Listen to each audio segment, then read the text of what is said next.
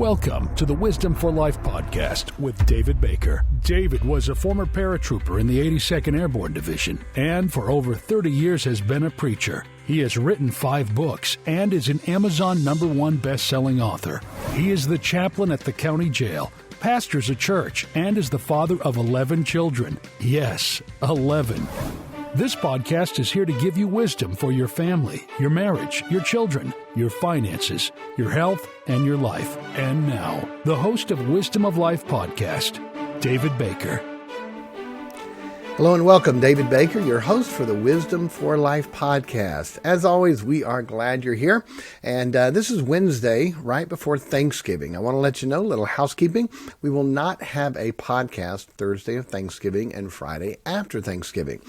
We have a busy days. I'm sure you do also. And so probably not the time you'll be listening to podcasts and also not really time to be able to put them all together. And so we will see you next week on Monday, ready to go with On Children. And if you've heard these, we've gone to 5 days a week on most weeks.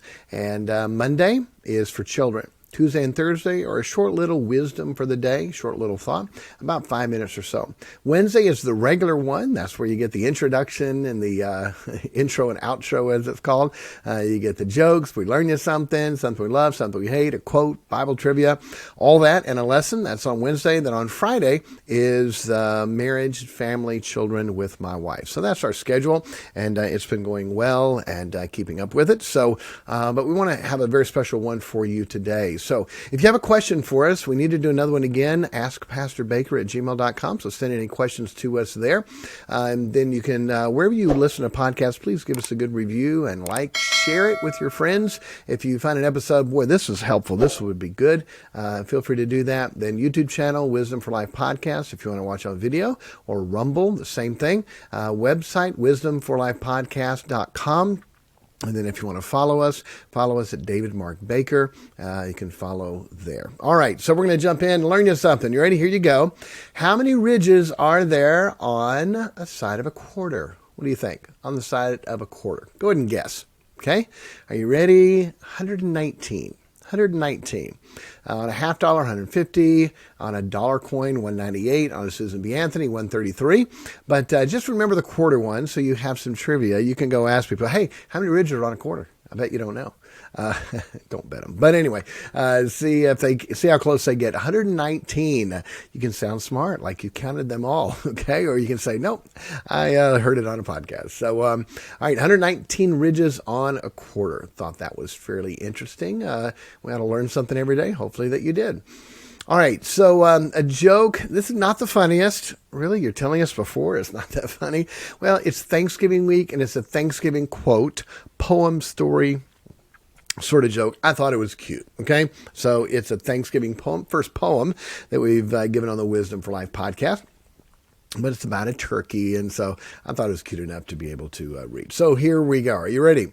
When I was a young turkey, new to the coop, my big brother Mike took me out on the stoop. He sat me down, he spoke real slow, and he told me there was something that I had to know. His look and his tone I will always remember. He told me of the horrors of Black November. Come about August, now listen to me, each day you'll get 6 meals instead of just 3.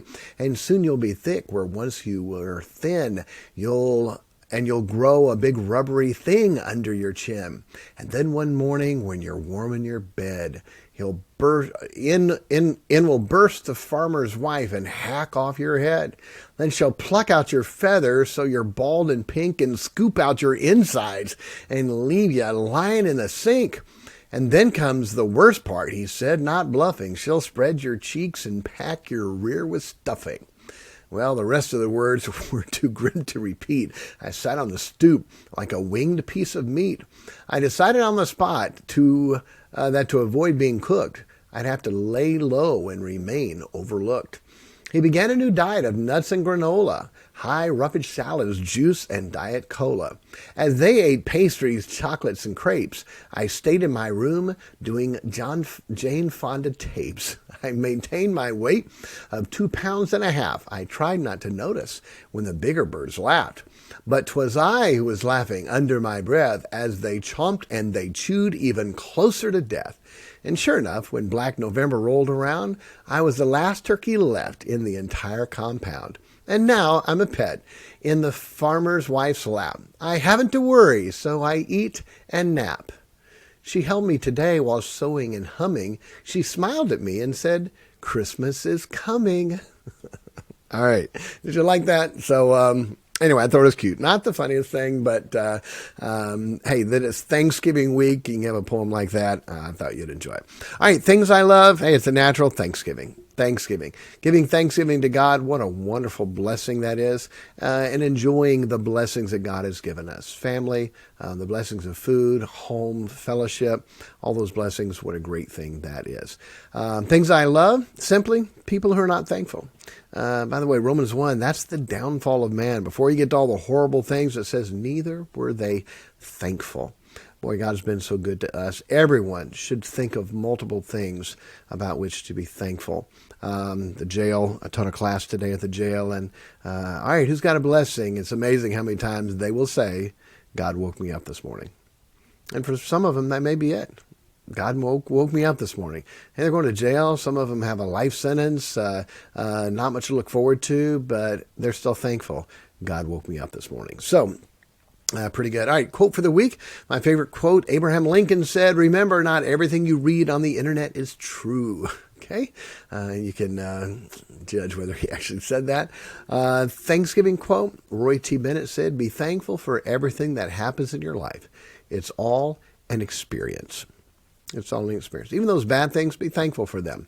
They are an experience. All right, Bible trivia. Last time we had, what politicians did Jesus deal with?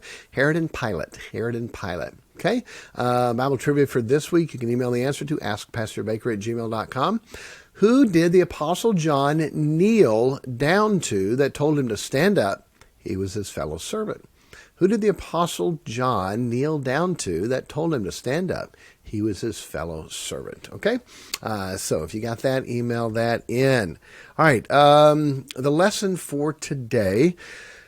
I've been dealing for years trying to help people that struggle with addictions. Alcohol, drug, pornography, gambling, whatever. The biggest two are alcohol and drugs. Most of you know, or I've mentioned, 32 years ago, are you ready? If you don't know, David Baker, yes, me, had to be in jail. What? I can't believe we're listening to a podcast from a jailbird. Sorry, you are, until you turn it off. But one night I had to spend in jail 32 years ago. I was in the Army running from God. God called me to preach. I didn't want to preach, so I skipped church, went to the beach for the weekend, and God said, no, you're not. And he put me in jail for the night. That was amazing how quickly you sober up when they slam that door behind you. They let me out of jail at 8 o'clock on a Sunday morning, ran home, took a shower, changed clothes, went to church. Sunday morning, Sunday night, Wednesday night, hadn't missed in 32 years, unless I was sick or something like that. That's how big and important this is, to be able to do that and be a part of that. So it's a big deal. Well, when we moved back to Tennessee about 28, almost 29 years ago, the local jail was here, and I prayed, said, God, I'd love to go minister in the jail and help those guys if you would let me. Next week, I met somebody that was going to the jail every week to minister, and I got to go with him, and that started it. So for 28 years, almost every week, I've gone to the jail to preach, to teach, to help them. They say that 80 to 90% of everybody in the jail is alcohol or drug related. So as a volunteer in the jail, you got to talk to one group of people for about an hour. That's it. Maybe a group of 5 or 10, sometimes a group of 1, sometimes a group of 20. But that's it. That's all you have. And I would leave there thinking, oh, there's so much more I want to help them with. But boy, I don't know what to do. I was always frustrated with the chaplain there because it seemed like there's so much more they could be helped with, and didn't seem like there was a lot going on to help them. And I would help them when they got out. I would pick them up for church. I would take them out to eat. I would try to help them. We had 2 different men's homes at the time. Now we have another one to help guys when they get out to rebuild their life. Well, one thing that I thought is, if I could write a book and then I could give it away to the guys in the jail, then I could still help them a whole lot more with what they needed, even when I wasn't there. So I started writing a book. And so while I'm writing it, I'm telling the guys about it. And I said, hey, guys, I'll let you pick the title of my book. And they always look at me, what? You're going to let us pick the title? Yes, I'll let you pick the title of my book. Okay. And so I asked them this question. What did you say when you left booking for the very first time? Booking is where you come in and where you go out. Book them, Dano. Okay. They booked them in and booked them out. So they're leaving booking. They're getting their property. They got their paperwork. They're leaving. They're walking out the door. What did you say? And like in unison, they all said, I'm never coming back here. Literally, word for word, I'm never coming back here. And they're telling me this in a room, 10, 15 guys in unison. What did you say when you left booking? I'm never coming back here. And obviously they're telling me this when they are where? Back, okay? So just saying I'm never coming back here is not going to do it. There's some things we have to change. There's some things we have to work on to be able to make that happen. And so what I did was wrote a book, and it was in the computer for a long time. I went through an online Christian marketing and learned out how to do some of this stuff, and was able to get the book printed, and Christian businessmen helping raise the money for it, and we're giving it away in the jail. And so here it is. The title and the book is called I'm Never Coming Back Here. If you're on video, you can see that. And it's in the second printing now. What happened was I was at a Narcan class. Narcan is the drug that they give to people in their nose when they've overdosed on heroin. And the rush, the high is so big and powerful that it messes up the brain and the connectors in the brain so they can't fire to tell the body to breathe. And so they literally die because they're so high, their brain is so literally high and out of it that it doesn't function just to tell the body the basic things, and so they die. Well, when they give them that Narcan shot in the nose, and sometimes they have to do it multiple times, it brings them automatically into withdrawal. It's very painful. I've had multiple people tell me that they tell their friends, look, man, if I go out when I'm on a high, don't shoot me up with Narcan. I'd just rather die. It's so painful. You go from this incredible high to this immediate withdrawal from that. And so, but anyway, this guy was teaching the class and certifying people with Narcan. And a real sharp guy, did a great job. After it was over, I went up to him and said, hey, what's your background before you started working with the state? And he said, criminal. I said, so criminal justice, criminal law? He goes, no, I was a criminal. I'm like, okay. I wasn't expecting that. He told me his story and that he had been in jail, been in prison, went to a Teen Challenge group home, got saved, life turned around. Now he's serving God and helping people.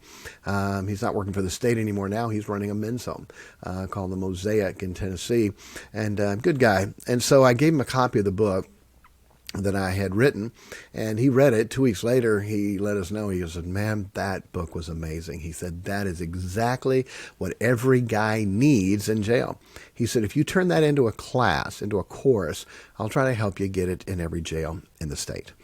And then, of course, hopefully every jail in the country. So that's a plan. So we have the second printing that's just out. The second printing is done as a course. And so there's 12 sections in it for 12 weeks, and each section has homework built into it. And so when you look at section 1, and it has a homework, and the first homework is very simply this: 25 reasons why I will never go back to the old life. They say to really have a meaningful change in your life, you have to have a big why. What's your why? Why do you want to lose weight? I want to fit into these jeans. Okay, that may or may not be enough to motivate you, but you have a big enough why. That's why sometimes that physical health issue, boom, wakes them up where they go, okay, I've got to get healthy. This is a big deal. I want to be around for my children and grandchildren. So every beginning section has this homework in it, built into it, their book, they write in it, and then 2 or 3 chapters to be able to read that go together to be able to help them.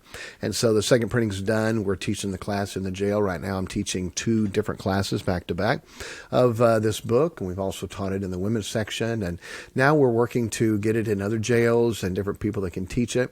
It works as a self-study course where people can study it for themselves and go through it one-on-one on their own, and also where someone could come in and teach it facilitate it and be that. But it's amazing. And so you don't have to be in jail for this, by the way. I've given this to people, and people have bought it that have never been in jail, but it helps the addictions to be able to help and fix those. And so I'm just thought for this podcast, I would just run through. There's no way to read or teach the whole book, but just to tell you some of what it talks about in case you know someone who struggles with addictions, or you know someone who's been in and out of jail. You know someone that that is struggling with these type of things. It's amazing what's been done. There's a guy in our men's home right now that has been in jail over 50 times. I've been in his home. Dad worked a good job. They lived in a nice home. He got with the wrong crowd as a young teenager and ended up in and out of jail over 50 times. And well, he's clean now. He's doing great. He's in our men's home. He's got a job, good job. He just got to pay off all of his fines for driving unrevoked. He hadn't had a license since 2008, over $4,000 he owed in all these different places. 4 cities, 3 counties he had to go and clean this stuff up. And because he hasn't had a license in so long, he has to go do the written and driving test again. So we've had fun with that. But boy, he's doing great. And what's happened? You know, God has done some things to wake him up and then to be in a program to be able to learn how to live again. And so the first thing is salvation. We got to know that we're saved. The Holy Spirit of God needs to be on the inside. Some of these lessons are really tough, and they're not going to be able to make it in there. And so that's the first thing. Second is eternal security, that once you're saved, you can't lose it. You're eternally secure. God gives us eternal life. Whole chapter about that. And one is a very simple thing. 2 plus 2 equals 4. So it's okay, guys. Today's Tuesday. What's 2 plus 2?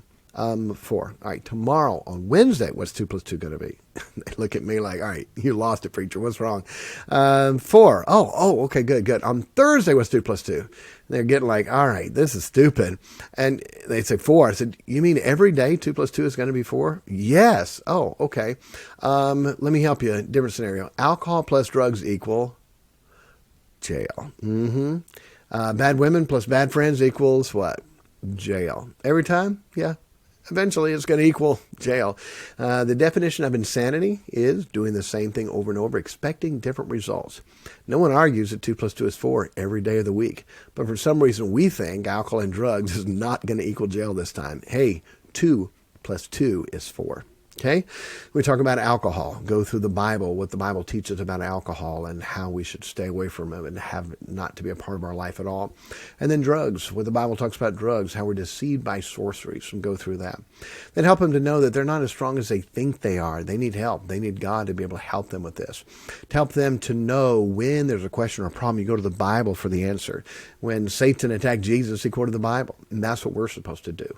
Then to help them to have a personal walk and relationship with God, to help them to be able to know how to read the Bible, know how to get truths out of the Bible, how to memorize the Bible, how to have a walk with God, how to have a praise time and a prayer time and a thanksgiving time, how to confess your sins and walk with God and put on the armor of God, all those things to be able to help them. Then to help them with the dangers of the opposite sex. Boy, those are dangers. It's amazing. I've helped so many guys get off alcohol and drugs, and then I see them back in jail. And they've been out for 5 years. They're doing great. It's like, what's wrong? What are you doing here? Man, I was doing good. Man, I wasn't drinking. I wasn't doing drugs. I had a job. I said, what happened? Well, here's the phrase. There was this girl.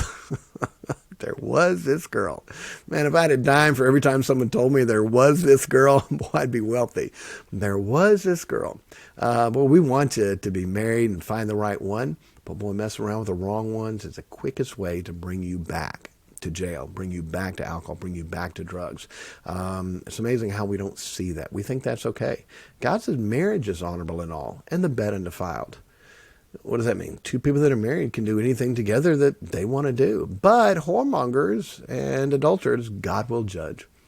God is the judge of that. God's going to judge them. So to help them to understand that, the danger of the opposite sex, I tell them, guys, God's not going to give you what you want. He's going to give you what you are.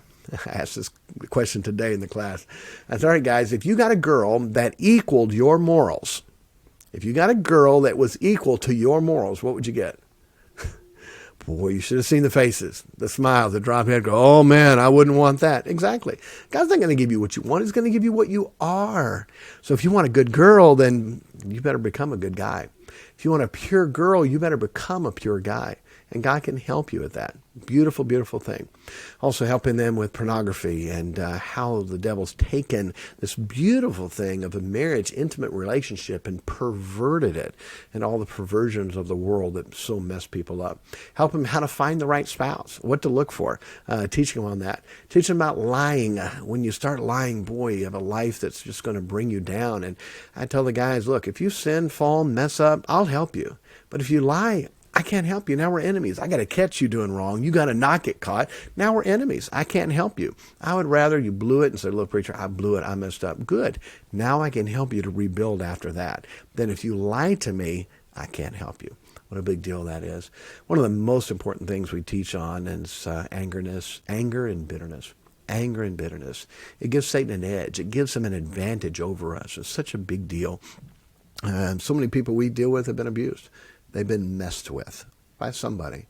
Somebody messed with them very badly, and those things still bother them. And guys, boy, they sure don't want to talk about it, but it's still there, and it hurts. Helping them to get over that bitterness is such a big deal. We help them with that. The battle for the mind, okay? This carnal mind is enmity with God. How to get victory? Everything we do wrong starts first in the mind. We think about it. How to get victory over that. Talk about beware the sucker punch. Sucker punch, you think everything is good, no problem, zippity-doo-dah, you're out whistling, everything's fine. Boom! Out of nowhere came this punch. That's what the devil wants to do. You better keep your guard up all the time. The devil's going to mess you up. Talk about wisdom, how we need wisdom. You know that here. We talk about that a lot. Talk about money, finances, okay? The Bible talks a lot about finances, a lot about money. And so teaching them that, how to have it, what to do. So many times guys feel like they have like a financial curse on their life. And biblically they do. How to get that off. Help them with jobs. What kind of job? How to work hard, how to be a number one worker. Some of these things we've talked about here. We talked about their friends, what true friendship is. A friend is not someone who'll help you with a score, and get you some drugs, party with you. No, the friend is someone who's going to help you, not bring you down, a true friend. How, when they get out, what to do from there. How to get that support group, that church, the friends, the group of people to help them, to have that. Such a big deal. The church is the natural support group. They need to be in a church Sunday morning, Sunday night, Wednesday night. Anytime the doors are open, they need to be there. That's the best meeting place they would ever have. I'm not against anyone who's trying to help people with addictions, but I've been doing this for a long time, and I've seen so many people that go to programs because they have to go to a meeting, and right after that, they talked about alcohol so much, now they're thirsty. Now they go drinking with the other people from there. Not a good thing. You don't need that. And so I'm not going to go through the rest of that for time, but I do want to tell you a philosophy of our home, and this is, I'll end with this. I've been in court, not exaggerating, hundreds of times, hundreds. I mean, probably closer to 500 times, I would guess, of being in court, if not more, with guys trying to help them through 28 years. And so we've ran 3 different homes, and I've been to dozens of homes, been to probably a dozen different jails and prisons to preach or teach or visit or help somebody. And I've been around this. And so what works, what doesn't work? The typical program is they need to leave the county. Typical, because you got to get them away from their environment. They go to a program, 30, 60, 90 days. Insurance pays for it, or the government pays for it. They get a voucher to go, or their parents pay for it, or their parents' insurance pays for it. And most of them do pretty well there. Group meetings, a lot of that. Maybe watching videos, playing ping pong, reading some books, and not a lot of pressure. Everything is taken care of. You got food, you got a place to stay. You're not really working, and then you come home. And you're clean, you're doing good, and then you meet up with that friend, and then it starts all over again, and it's not helping them. And so what we do, our home is as much like life as it can be. We don't take insurance, we don't take government funds, and we don't let your parents pay for it. You have to pay for it. It's got to be on you. We don't charge a lot. We charge them enough to make it where the home can pay for itself, or at least that's the plan. But where they can have money and save. We help them with their funds for the first 2 phases. So you give a guy $300 at the end of the week, $300 or $400 who's hooked to meth, and he'll be out of the program and will be high.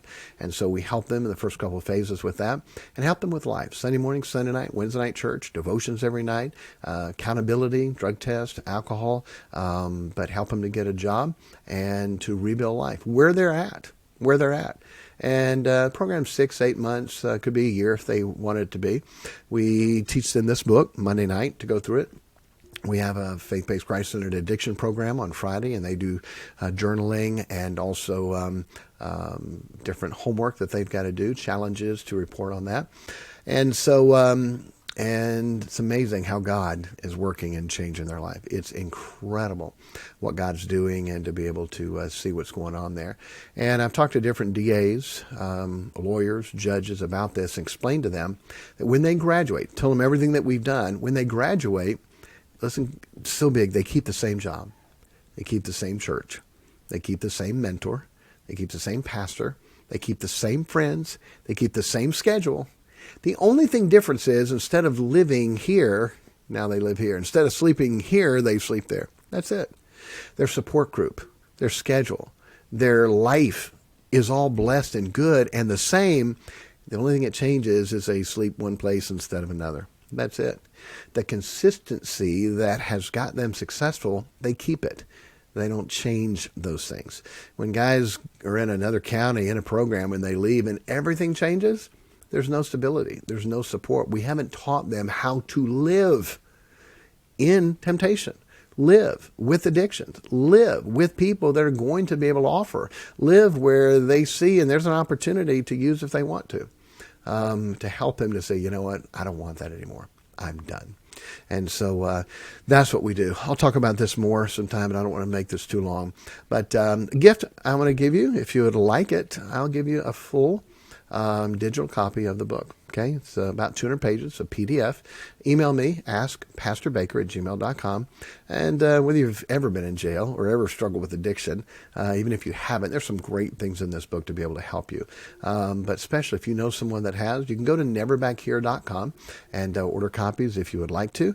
If you have a jail ministry and you'd like to use this book in there, there's a bookcase discount. If you'd like to buy a copy, you can do that there. Or if you just want a free digital copy, I will send it to you for free. Ask Pastor Baker at gmail.com and say, hey, I'd like a digital copy of, I call it the jail book, but it's called I'm Never Coming Back Here. And we'd love to be able to use that to be able to help.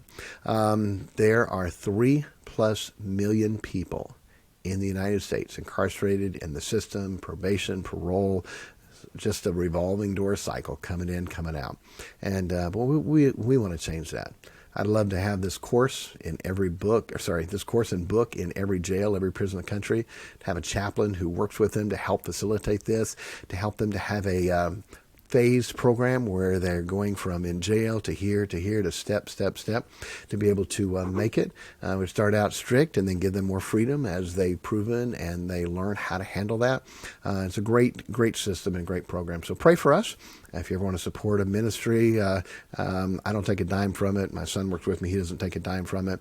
We're relying on the guys, and it's tight. It's tough if anyone ever wants to help. As you know, I don't ask for money on here. That's not what we do. But if anybody ever wanted to help, there's a worthy ministry. You can look it up. It's called Onesimus House, onesimushouse.com. Onesimus. So maybe you should have that as a trivia question. Why Onesimus? I'll just give you this. Onesimus is a guy in the Bible that Paul led to Christ in prison. And when Onesimus is getting out of prison, Paul writes a letter to Philemon, the book of Philemon, and says, help him, take care of him. I thought it's amazing. Out of 66 books in the Bible, one whole book is written to help one guy restore and recover his life when he gets out of prison. You tell me God doesn't care about people like this. One whole book? Out of 66 books, one whole book is written to help one guy to restore and recover his life. Most people don't care about guys like this. It's their own fault, and they deserve it. Okay, it's our fault, and they deserve it. Now what? Now what? Does God still love them? Shouldn't somebody help them? And boy, when you hear the stories of how so many of these guys got started, how these guys got messed up, alcohol, drugs given to them by their moms or dads at 9, 11 years old, it's crazy, crazy stories. There ought to be compassion and love and care and help. God loves these people. And boy, look at the book of Philemon, you can sure tell that. So that's what we're trying to do. So if you want to check that out, so nesmithhouse.com. If you know someone who needs a men's home to be able to help build, restore their life, the home is going well and truly helping people. And the book, askpastorbaker@gmail.com. We'd love to send you a digital copy of it. And neverbackhere.com if you would like to order a copy in print or a case where you could use them to give away or to teach in your jail or in your program. All right. Hey, God bless you. Be kind to everybody because everyone's having a tough time, and get wisdom for your life. It is the principal thing. God bless you. Thank you for listening to the Wisdom for Life podcast. If you have any questions for us, email us at askpastorbaker@gmail.com, and we will answer them in an upcoming podcast. The email is askpastorbaker@gmail.com.